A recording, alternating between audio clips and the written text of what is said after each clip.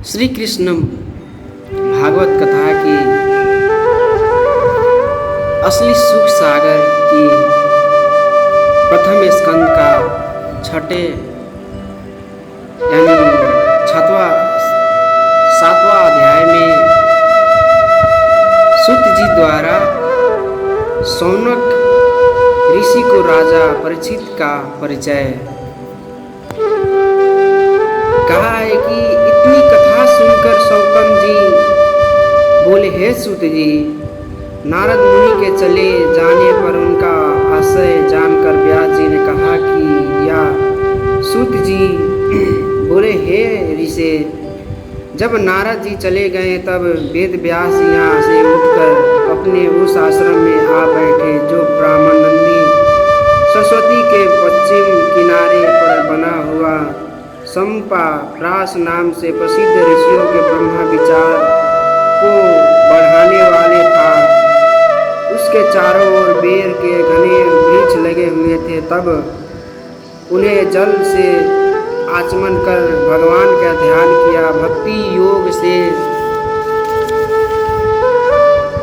निर्मल और निश्चल होने पर उन्हें झट ईश्वर करा प्रतिबिंब दिख लाई पड़ा, जिनके आश्रित हो माया नचा करती है, परंतु वह माया इतनी कठिन है कि वह संसारिक जीवों को नचाती रहती है कि जिससे अलग रहकर भी जीव अपने को त्रिगुण स्वरूप मानता और उसके द्वारा किए हुए अनर्थ से कर्ता बन जाता है।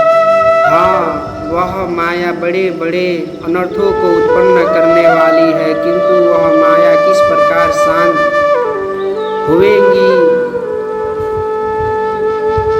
इसी के लिए विद्वान व्यास जी ने श्रीमद् भागवत नामक ग्रंथ को बनाया। ये भागवत शास्त्र मनुष्य योग के भय को दूर करने वाला और श्री कृष्ण जी में भक्ति उत्पन्न करने वाले श्री वेद व्यास जी ने इस भागवत संहिता को बनाकर इसे पहले अपने पुत्र श्री सुखदेव जी को पढ़ाया। शौनका जी ने पूछा, हे सूत जी, सुखदेव जी तो निवृत्त मार्ग में पहुँचे हुए और उसमें परम परायण थे, फिर उन्होंने किस कारण से इतनी बड़ी संहिता का अभ्यास किया? भला उन आत्मज्ञानी और कभी भी स्नेह न करने वाले सुखदेव जी को ऐसा क्या विचार आया कि वे इस प्रकार के अभ्यास में लगे? सूत जी ने उत्तर दिया, ये कोई बात नहीं है। क्रोध तथा अहंकार आदि से रहित आत्मज्ञानी मुनि भी फलानुसंधान के लिए श्री विष्णु जी में भक्ति करते हुए, क्योंकि विष्णु जी में ऐसे ही गुण विद्यमान है, इसी भावना से प्रेरित होकर सुखदेव जी ने इतने बड़े भक्तिपूर्वक ग्रंथ को पढ़ा। अब राजा परीक्षित का परिचय सुनो। जब महाभारत के युद्ध में कौरव पांडव के वंशज आपस में लड़कर वीरगति को प्राप्त हुए और जब महाबली भीमसेन ने गदा से धृतराष्ट्र के पुत्र दुर्योधन की जंघा तोड़ डाला, तब उसके मित्र अश्वत्थामा ने सोते हुए द्रौपदी के पुत्रों का सिर इसलिए काट डाला कि इसे देखकर दुर्योधन प्रसन्न होगा, परंतु वह तो कुछ और ही चाहता था। इसे वह प्रसन्न हुआ, क्योंकि विद्वान लोग उस कर्म की निंदा करते हैं। तब अपने छोटे छोटे बालकों की इस प्रकार की गृहीत हत्या को देखकर द्रौपदी के क्रोध का अंत न रहा। भीमसेन और अर्जुन भी पुत्र शोक से कातर हो गए। पांडवों ने द्रौपदी को बहुत समझाया, परंतु पुत्र के शोक में द्रौपदी दारुण विलाप करने लगी। अर्जुन ने कहा, रोना बंद करो, मैं अभी नीच अश्वत्थामा का सिर काट लाकर तुम्हें प्रसन्न करता हूँ। अर्जुन अपने रथ पर बैठ अश्वत्थामा को मारने चले। जब अश्वत्थामा ने देखा कि अर्जुन मुझे मारने आ रहे हैं, कहा है तो उसने अर्जुन पर ब्रह्मास्त्र का प्रयोग किया। सारा संसार जलने लगा। अर्जुन भी उससे तप्त होने लगे। तब उन्होंने अपने मित्र और सारथी कृष्ण जी से कहा, हे महाभारत, हे कृष्ण, आवागमन में जलते हुए प्राणियों के क्लेश का नाश करने वाले एक आप ही हैं। आप प्रकृति से परे और साक्षात ईश्वर हैं।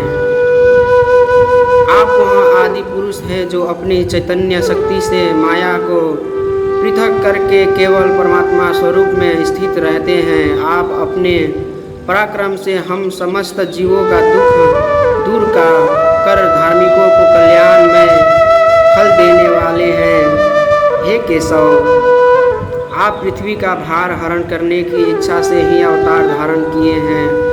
आप अपने भक्तों और गृहस्थान कुटुंबियों के द्वारा प्रति क्षण का ध्यान करने योग्य है। सो हे देवेश, कहिए यह इतना बड़ा प्रकाश युक्त और कठिन तेज कहाँ से आ रहा है?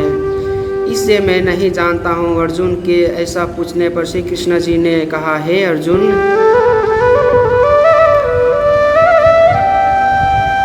यहाँ अपने प्राणों का संकट में पड़ते देखकर अश्वत्थामा ने ब्रह्मास्त्र चलाया है, परंतु वह ऐसे लौटाने की शक्ति नहीं रखता।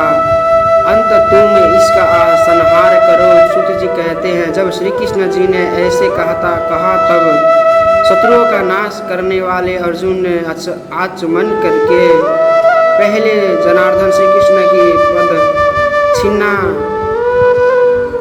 की, फिर ब्रह्मास्त्र के नाश के लिए ब्रह्मास्त्र का प्रयोग किया। दोनों अस्त्र आपस से टकराया गए। सारा संसार हलचल में पड़ गया। बड़े बड़े उत्पात होने लगे। तब श्री कृष्ण जी बतलाई युक्ति से अर्जुन ने दो अस्त्रों के खींच लिया। चारों ओर शांति छा गई।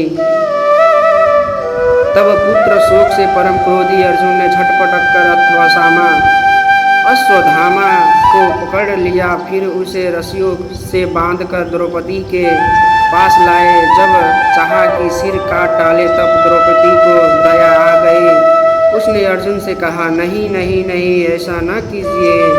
ब्राह्मण का पुत्र तुम्हारे वध करने योग्य नहीं है। फिर तुम्हारे गुरु द्रोणाचार्य का एक ही पुत्र है। इसके मारे जाने से इसकी माता को बड़ा कष्ट होगा। स्त्री होने के नाते मुझे इन बातों का पूरा ज्ञान है। भीमसेन ने कहा,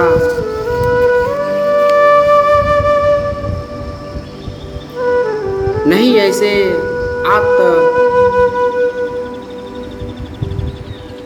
आतताई को तो मार डालना ही अच्छा है। इस नीचे से जो निंदनीय कर्म किया है, इस कारण इसके जीवन का अंत कर देना ही उचित है। तब श्री कृष्ण जी ने कहा, इसके मस्तक में जड़ी हुई मणि लेकर इसके सिर के बाल मुंडाकर अपना दास बनाकर छोड़ दो।